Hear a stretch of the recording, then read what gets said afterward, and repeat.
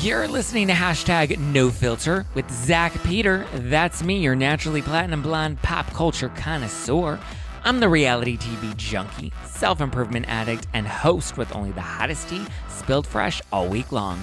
Those balls have gotten you into trouble, though. Yeah. They picked us because we're horny. Yeah, right. And that's your chronic state. 24/7. My life has changed so much that it's almost like a completely different life. From the latest news on the Real Housewives, I'm so happy to be here and engage with you. deep dives into celebrity legal scandals, and unfiltered convos with your favorite stars, I've got you covered. And yes, I always keep receipts. Boom. Hello. Welcome on in. Welcome on in. Welcome on in, everybody. I am so excited to be back. Apologies. I know I've been a little slow on the content. I was in Chicago. I did New Kids on the Block's BlockCon with Donnie and Danny and Jordan and Joey and John. The New Kids on the Block. We danced, we rocked out step by step. I moderated the panel. It was great. We had fun, had a blast. And then the following weekend, I had to stay in Chicago for the week because the following weekend, Donnie was hosting a charity poker tournament with his wife, Jenny McCarthy, who you guys know I've known for a very long time. Jenny's son has autism. My brother has autism. They're the same age. And they also went to the same doctor, Dr. Jerry Cartsinell. So, Dr. Jerry has started a new foundation called Home Life Community, which you guys can go support at homelifecommunity.com. And so we held a poker tournament, a charity poker tournament, to raise money for Home Life Community, which provides a resort-style community housing for adults on the autism spectrum. So men and women that have autism, that have parents or guardians that have passed on and they don't have anyone to care for them, rather than going to the state, which if you're a parent out there, you can only imagine how heartbreaking that is to have a child that's dependent on you for the rest of their life. And then knowing that after you pass on, they just belong to the state. It's a very scary reality in future. And so we want to help provide a home, a place that these individuals can call home. Jenny, like I said, has a son that's now 21. I have a brother who's now 21. And so that reality is gut-wrenching to think about the possibilities. But now there's a better possibility, and that's through Home Life Community. So, Dr. Jerry, we're so happy to have raised a ton of money to help support your mission. And I just want to say thank you to Jenny and Donnie for thinking of me and keeping me included. I got to dust off my old fundraising hat and get back on the field, and it was a lot of fun. We had a really great time, and I'm very grateful for the experience and anybody that wants to support Home Life Community. But I'm finally back in LA, and I missed my baby Skywalker, and I missed my family and my bed and all the things. So happy to be back and finally catching up on all of the tea, which we're going to break down. We have lots of Beverly Hills tea. We've got some Vanderpump Rules scoop that we'll be diving into. But I just wanted to remind you guys, my live show at the Bourbon Room is next week. It's my 30th birthday. We're going to be partying it up. My special guest, Lala Kent, will be joining me on stage along with my friends, Evan Reel from Page 6, Steven from Faces by Bravo, and Jeff Epstein from the Manic Podcast. 3 of my pals. We're going to be doing a tea spillers panel, and then we're going to be having Lala out as our special guest. I have lots of other special guests that will be attending the show as well, so you're not going to want to miss it. Get your tickets at nofilterlive.com. Also have live stream tickets available at nofilterlive.com as well. So if you're not in LA and you can't make it to the show on June 15th, it's okay. You can live stream the show. Get your tickets thanks to Chomps. Okay, let's dive into the tea. Okay, so Brandi Glanville has officially joined OnlyFans, which I'm not shocked about, but I'm also disappointed about because I felt like she, like last year, 2022, coming into 2023, she was in a great place, right? She had The Traitors. She had Ultimate Girls Trip Season 4. Like, she started this year off on such a high, and then it just came crashing down to like a halting kaboom, which I love Brandi. She's great reality television. She always delivers. She always brings it. So the fact that like she had such a promising future, and now that future is kind of squashed and done. Is disappointing. I wanted to see her more on TV. I thought she was great on The Traitors. I wanted to see her at The Traitors reunion. I'm looking forward to seeing her on Ultimate Girls Trip Season 4, but obviously whatever went down in Morocco with Caroline Manzo has now pretty much kiboshed her career yet again, which is a bit of a bummer. She's been very adamant that she wants Peacock and NBC to release the footage and release the audio from that night because she says that that will redeem her. She says that that will vindicate her. Who knows when they're even going to air Ultimate Girls Trip Season 4. We just got Ultimate Girls Trip Season 3, so if anything, we might not get Season 4 until the end of the year, possibly even early 2024, because it takes so long between when they film these shows and when they release these shows. I can't imagine them waiting that long, though, but, like, Jesus, like, get on it, Peacock. We want to watch it. And Brandi Glanville wants us to watch it, too, because she thinks that she'll be vindicated by the end of it. But now, without all her TV gigs, and I'm sure she's lost some endorsements, Jennifer Aiden, I'm pretty sure this was like the next only resort that she thought that she could turn to make some cash, which again is kind of sad considering her career was getting back on track. But now she's joining Denise Richards, and she's like, yeah, Denise, you're going to show feet pictures, and now I'm going to show feet pictures, and we're going to see who really wants it. I mean, I think Denise would probably make more money than Brandi only because Denise has that like sex symbol icon like background, like all the men that grew up watching her as teens and had her posters on their wall, like they're the ones that are subscribing to Denise Richards, where the only people that really know Brandi Glanville are like Housewives fans that know her from Housewives. So that's what a bunch of gay men and women. I don't know if Brandi has the demographic for it, but I'm pretty sure she can make some nice little coin with it. I hope. We'll see. TBD. But subscribe to Brandi's OnlyFans. And subscribe to my YouTube because subscribe to me because I love validation. But if you don't want to subscribe to me, Brandi's available too on OnlyFans. I'm not on OnlyFans. I just want to clarify that I am not on OnlyFans. I only release dick pics for free. So there you go. Kathy Hilton has confirmed that she will not be returning to The Real Housewives of Beverly Hills, and she's given us the real reason she's not coming back to The Real Housewives of Beverly Hills, and I don't know if I believe her. So Kathy Hilton told E! News that she's not returning because she's busy filming the second season of Paris in Love for Peacock. And I'm just like, really? Like, that's your reason? Like, we know your real reason. You don't want to be with Kyle. You're still pissed at Kyle. You're done with the drama. You're done the NBC let you take the fall. You wanted them to protect you, and they sort of did, but not really. So she's done with the drama. And they probably didn't even want to invite her back, to be honest. I wouldn't be surprised if they were like, listen, the Rinna and Kathy of it all was just too much. Let's just pretend it never happened, move into the new year, move into the new season, and just like try to have a sense of calm.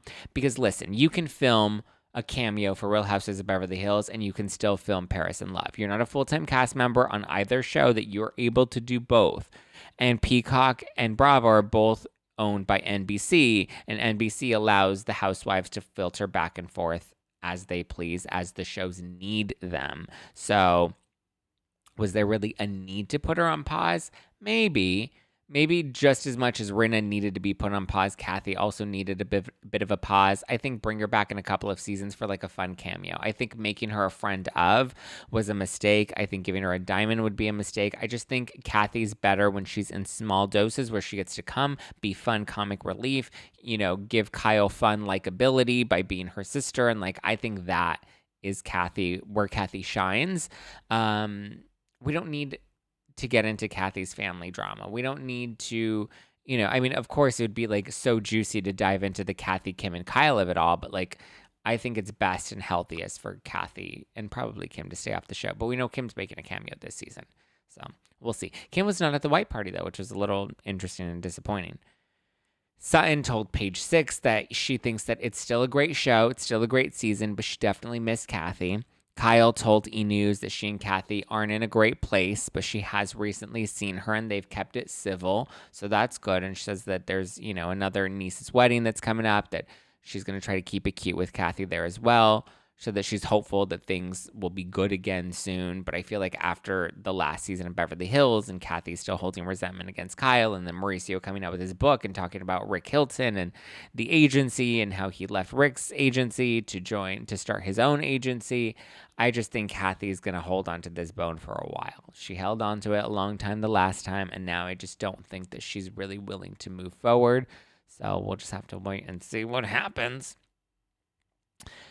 So let's talk Vanderpump Rules, because there's a lot to unravel here. But I mainly want to get into like all of because we have part 3 of the reunion, which is the conclusion. Finally, we get the conclusion of Scandival in this season. And there's a big bombshell revelation that's supposed to come, right? Alex Baskin, who's a producer in Vanderpump Rules, did a podcast, or he did an interview with Variety, and he said that like he wants the cast to watch all 3 parts of the reunion. That way they can make a fully formed decision whether or not they want to come back in the future, and that there are some revelations that have not yet been revealed, right? That got everybody fired up. Everybody had a theory. I want to debunk some of those theories and talk into what I think is more realistic. And then, let's get into that because I just feel like there's so much like dumb, low budget speculation out there that let's debunk what has already been speculated and what the cast and producers have actually said so far. So first up, Raquel being pregnant. So first, sources close to her came out and they denied that she's pregnant. And then Alex Baskin himself even told Page 6 that ain't it. Raquel's not pregnant. But they say that she's not pregnant now. My theory related to the pregnancy was maybe it was possible that she was pregnant. Maybe after the initial hookup at the very beginning of things, and that's what trauma bonded Raquel and Tom together. Maybe they unfortunately lost the baby. Maybe she chose to not keep the baby. I don't know what may have happened, but it's possible that there was a pregnancy and then there wasn't a pregnancy, and that secret and that, again, trauma bond is what ultimately helped them build this secret affair, or build upon what was a hookup into a secret affair. I think that a pregnancy is within the realm of possibility, but we do know that Raquel and Alex Baskin are saying, nope, she's not currently pregnant. The next theory is that we're going to find out this revelation that the cast really did know about this, that Sheena knew or Lisa Vanderpump knew, and that this was all, something that they tried to cover up. Now, Lisa and Sheena have both revealed that they've been suspicious of Sandoval and Raquel, but that neither of them actually knew what was going on between them and didn't know that there was a 7-month affair that was happening. We know Sheena's asked Sandoval about it. She's danced around the topic with Raquel. She's talked to Ariana about it. And, Ariana was like, no, I don't believe that Tom and Raquel would ever do that to me. That's ridiculous. I don't believe it. I trust them. Well, we'll see how that worked. But Lisa and Sheena have both denied that they knew about the affair. So that's not the revelation. I don't think the revelation is going to be anything from anyone on the cast outside of Tom or Raquel. Maybe Schwartz. Then the next one is that producers knew about all of this and planted it for ratings. And I'm just like, why would they wait? Why would they do that? Why would they pick up filming again randomly and have to borrow a crew from Real Housewives of Beverly Hills, which Ariana confirmed, if this wasn't a legit bombshell that they knew about? Why wouldn't they just keep cameras rolling? Why wouldn't they expose this when cameras were rolling originally? There was no need to film again. There was no need to go back and pick up cameras and, edit the final episode as a bonus episode at the last minute. Like, no, there's no way. There's literally no way that the producers planted this for ratings and they knew about it all season long. I'm pretty sure there were also suspicions, but they've come out and they're like, listen, we were taking Ariana's lead, and Ariana was like, no, there's no truth to this. This isn't a valid rumor. I don't believe it. Shut it down. And so they shut it down because they're like, all right, there doesn't seem to be any truth to this. This is just a silly, cast theory that they're running with. But no, I don't believe that the producers knew. Maybe they had kind of picked up on a couple of things and like, maybe some things are a little fishy, but I don't think that they fully knew that there was a 7-month affair that was going on underneath everybody's noses. The next one is about Vegas, and either Lisa's moving to Vegas or the show's moving to Vegas, or there's going to be a spinoff in Vegas, and that's the big announcement. That's hardly a bombshell. That's not even a bombshell worthy of being revealed at the reunion. That's not something that they would pump up. Sheena even tweeted that that's not it either. That I don't think that they're doing a Vegas spinoff. I think there's like some legal issue that they ran into where they aren't able to film a reality show in, I think, the casino that they're at. I think they're able to like film for a night, but they're not able to consecutively film. I don't know all the details. I just know that there was something that prevented that from happening because that was an option and it was a topic of conversation at some point. So the bombshell can't be that there's a spinoff because that's not a reunion bombshell. That's a press release that you send out. We're ending Real Housewives of New York by breaking it up into 2 new shows, Real Housewives Legacy and the new rebooted Real Housewives of New York. So they would release it in that forum. It would be an announcement on Watch What Happens Live. It would be something and not a reunion bombshell. Brock Davies even said that he doesn't know what it would take for them not to return because as far as he's aware, the only thing that wouldn't make them want to come back is if they weren't paid well enough to come back. Like if they got a pay cut or whatever. He's like, the money is the only thing that's going to prevent them from coming back, which, I mean, good for him. Maybe it's that things happen sooner than boys' night. I think that's the most likely option. Possibly even a fling when she was still with James. I feel like that would make James want to not film with them. So that could be it. I don't really know what it could be at this point. I feel like it has to be a timeline sort of rumor. It has to be something that Raquel lets slip up that she probably doesn't even remember revealing because she's had to keep so many lies under wraps. And when she doesn't have Sandoval with her, you know, she was able to really speak freely, whether it's in her confessional or her one-on-one with Andy, because the previews for part 3 keep pumping up. You need to wait for the final 5, wait for the final 5 minutes, because that's where the big reveal is going to take place. So they're really going to make us watch all the way to the end. But I think it's possibly a timeline thing or a past pregnancy thing. It's not a spinoff. It's not somebody coming back to the show. It's not like an announcement. And a lot of people keep thinking it's some sort of like announcement that the network or that Lisa is going to make. It's not an announcement. My understanding from what Alex Baskin has revealed is there's a piece of the scandal. There's a piece of the story that we haven't yet heard that Tom and Raquel, because they're realistically the only 2 that know this piece of the story, they haven't revealed it yet. It's likely going to be Raquel or possibly Schwartz giving this reveal or getting caught up in some sort of slip up. I don't really know, but I guess we'll find out Wednesday night. We'll find out at the reunion part 3. Here we go. And then we'll catch the uncensored version on Thursday.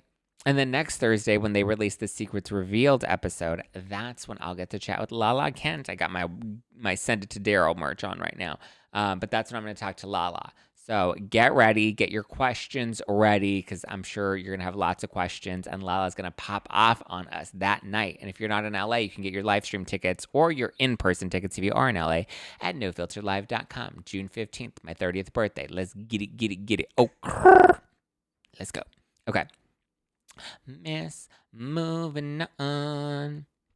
So Lala Kent was just on The View, and this is where she reveals how Raquel actually got the name Raquel, because we know her real name is actually Rachel. Similar to Lala, her real name is actually Lauren. Jax's real name is actually Jason. So yeah, they all have fake names, but you know, I guess if people were mad enough at Jax, they would call him Jason, and people that get mad enough at Lala call her Lauren from Utah. So yeah. Rachel, Raquel, whatever you want to call her. Lala was just on The View, and she actually revealed the origin of where Raquel came from. And she's like, well, Raquel, when she was little, when she was like 5 years old, she wanted to change her name because she lived across the street from a prima ballerina whose name was Raquel, and she wanted to be like her. And I'm like, oh, okay, so she's used to stealing things that she wants from other people that are close to her. This chick was right across the street. I'm waiting for her to go blonde like Ariana. I'm just going to say that. But okay, so Raquel, she got her name from the girl across the street because her name was Rachel, and she liked Raquel because Raquel sounded fancier, sexier. I don't really know. A stage name. She never wanted to be famous. She always wanted to be what, like a special needs teacher or something? I don't know. But she got her name from a prima ballerina. I didn't even know what a prima ballerina was until I Googled it, and it's like a ballerina that dances, right? I thought all ballerinas dance, but maybe they just like stand up on their toes and pose. I don't know. but there was a prima ballerina across the street from Rocky Rocky Bang Bang, and her name was Raquel, and Rachel was like, I like that name. I'm going to copy her, and I'm going to steal her man. But apparently Raquel has scheduled phone calls with Sandy Balls while she's in her mental health facility. And she's also apparently now talking to the FBI. So according to sources close to Raquel via Entertainment Tonight, Raquel is still at her mental health facility, which, okay, you do you go, girl. That confirms that because we saw Sandoval was on the phone with her on a plane that somebody caught a few, what was it, like 2 weeks ago now? Maybe less than that. So, according to this source, Raquel is very much still at the facility.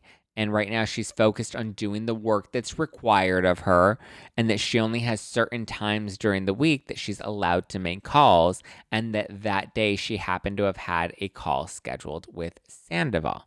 So now she has scheduled calls with Sandoval, and they check in. He's probably giving her updates on the reunion, or he's not giving her updates on the reunion. He's too busy banging that other blonde woman who has now come out, and she's like, I'm not his new girlfriend. She was like some beauty influencer in Austin. She's like, I'm not dating him, and we're not together, and you guys are so mean, and I had to, you're giving me anxiety. And I'm just like, I feel bad for the girl, but I'm also like, you keep getting spotted around town with Sandoval. What do you think is going to happen?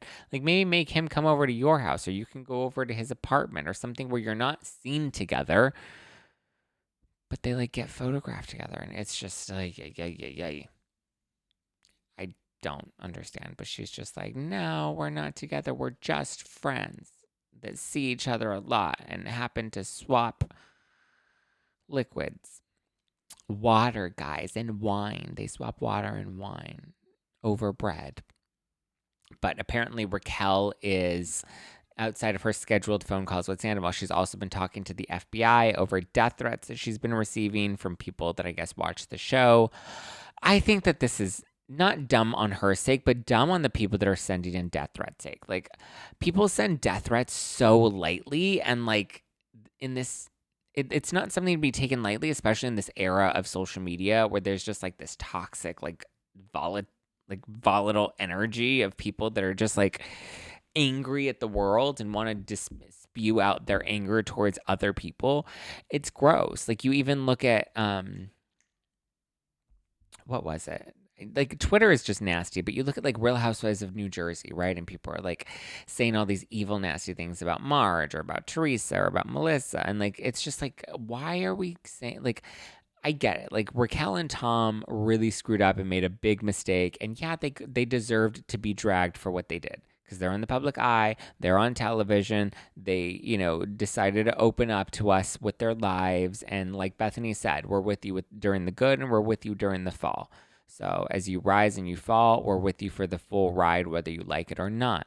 I get that. But when people get so involved that they feel the need to send death threats to people, like, that's where we cross a line. Even the most minuscule, minor death threats, you may not mean it in that way, but that still doesn't mean that doesn't scare the people that you are sending that stuff to and give them anxiety and make them in fear for their own life. So a death threat doesn't necessarily always have to mean I'm going to come and get you. It could just mean, you saying something nasty that makes somebody feel threatened. And there are a lot of cuckoo crazy people that would look up somebody's address and go and do shit like that.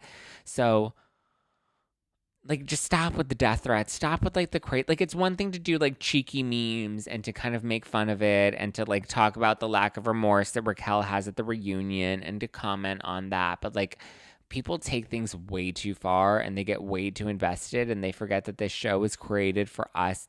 And it's entertainment value. That even all of the cast members know that this is entertainment. They know that they're filming a television show. They know that they have to be entertaining. So sometimes they do play things up, or there is a little bit of a performative attitude. So I just think relax. Everybody needs to take a chill back. Take a Xanax. Calm down. Drag them, rightfully so, but like, don't get extreme with it, because that's just ridiculous. Okay, I want to talk about Kim Zolciak, because she is now teasing a return to the television. So in a comment on Instagram, somebody asked Kim to please come onto our screens again. And then Kim responded and she's like, coming, baby, which makes me think that like maybe she's planning a return. Maybe she's talking to some networks. Maybe she's pitching herself to return to Real Housewives of Atlanta, which I think might be good. I mean, they need something to save the show because I feel like these ratings are pretty tough. They did slightly better this week in comparison to last week. Last week, I think they had a record low of ratings watched in the entire series history. Cable numbers are down, yes, but like Atlanta's really circling the drain. So, like I said, this most recent episode from this past, what was it, Sunday, right? That's when it airs. That episode did fine. I think it got like 800 something, whereas before it got a lot less. But the thing is, like, Atlanta always used to bump 1 mil. Like, Atlanta was always an easy 1 mil per week in its most recent season. So I feel like Atlanta's struggling. Bring back Kim. Maybe have her start filming now and add it to the final 2 episodes of this season. Similar to Scandal, right? Where we added a whole new season and like milked it all. I think Kim Zolciak on television is a great option and we should have her milk it all. We should milk all of that cow too, right? All of that Ozempic cow. There might not be much left because of all the Ozempic and the face tuning on the body tuning. But I'm here for Kim Zolciak's return to Atlanta. I thought Sheree was going to be a much bigger and exciting return to Atlanta, but she really hasn't delivered. If anything, it's the complete opposite. And I almost like can't stand her this season. And I was like excited for Sheree to come back. I was like, yes, who gonna check me, boo? You know? And now I feel like she's just trying too hard and trying the most. And she's bragging about her website crashing, which just means she has a Mickey Mouse web developer. Not anything to be proud of. Kim Kardashian, when she broke the internet, she didn't actually crash the website. She just had everybody talking about her and had her trending. That's what it means to break the internet. Otherwise, you just have a broken website. Not breaking the internet. You have a broken website, probably because you have a broken web developer. So,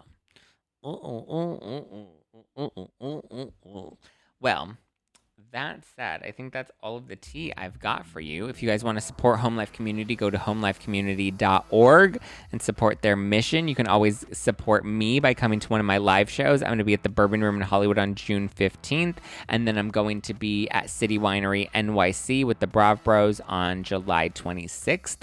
So get your tickets right now at nofilterlive.com. That's nofilterlive.com. All right, guys, get ready because next Thursday's Bourbon Room show is going to be a blast. We have cocktails that are being curated by BioRay. We have a pre-party that BioRay is hosting with yummy treats. Pure Cane is putting the entire event on, which I'm so grateful for. My pals at Pure Cane, my favorite all-natural, zero-calorie sweetener.